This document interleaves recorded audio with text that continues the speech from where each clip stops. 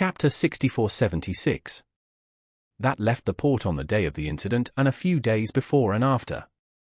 And investigate these freighters. In a few days, nearly 100 freighters left the port of Casablanca and went to all parts of the world. In John's view, each of these ships was suspicious. Although it is difficult to track these ships after entering the sea, John is not worried. Every freighter that can successfully enter the port must have legal identity information. According to their information, it is easy to investigate their country and company. Although the workload of the investigation is very large, none of these ships can escape.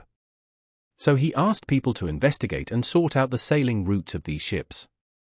The international shipping system is the same as the international civil aviation system. The relevant information of every legally registered civilian ship is made public to the outside world in real time. Everyone can check the movements of any civil aircraft and their actual location on professional websites or software. The same is true for ships. If you order a car produced in another country or even another continent, your salesperson will tell you the registration number of the ship after your car is shipped. In this way, you can track the ship online in real time to know when it will dock and unload in your country. The information about these ships will be uploaded to the cloud every few minutes or even shorter. And you can even see its current speed. With public information, they can easily grasp the specific location of these ships in the world's oceans at this moment, as well as their upcoming destinations. The earliest of these ships had only been out of the port for a week and had not reached their destination at all. All the ships were still sailing on the sea. So John made a bold decision. He said to Chavarin and other corps leaders, "The people who escaped from the port are the most direct clues we have so far." So I decided to send at least 70% of the manpower to track these ships. Every 4 people will be responsible for tracking one ship. If they haven't gone far, we will find a way to approach them at sea and investigate them. If their ship has gone far, we will fly to their destination and wait for them. During this period, we must closely monitor the navigation of these ships. Once they deliberately deviate from the route, they will be listed as key suspects.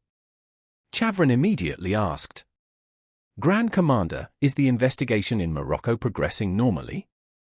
"Push forward." John said, "More than 10,000 people will not choose to leave through the port of Casablanca. Even if they all leave from here, it will take at least 10 days and a half months or even longer for so many people to complete the journey. So half of the remaining 30% of the manpower will sneak into the port of Casablanca and wait for the opportunity. And the remaining half will continue to spread out to the surrounding areas with Duke Mining as the center, mainly investigating those places that can accommodate thousands of people. We must find a way to obtain intelligence from the locals. If there are really thousands of people hiding there, they can't be silent and will definitely leave clues." Chavarin immediately said, "Don't worry, Grand Commander. I will be responsible for the investigation personally." "Okay."